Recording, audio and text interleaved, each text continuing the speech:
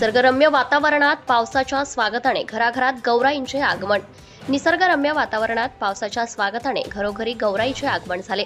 अतिशय उत्साही वातावरण निर्माण झाले असून गौराईला नेसवायची लगबग सुरू झालेली आहे।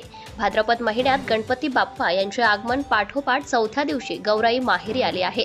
ज्येष्ठा गौरी महालक्ष्मी यांच्या आगमनाने घरोघरी चैतन्य निर्माण झाले आहे।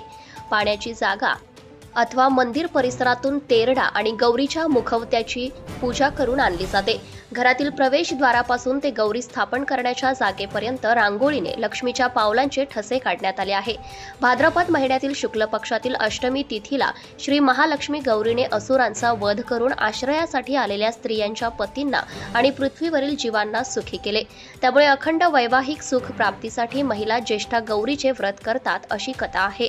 आज कोयना प्रकल्पग्रस्त जांभरुख वावंढळ येथील परंपरागत असलेल्या गौराईचे आगमन झाले आहे। गेली 65 वर्ष ही परंपरा पाळली जात आहे।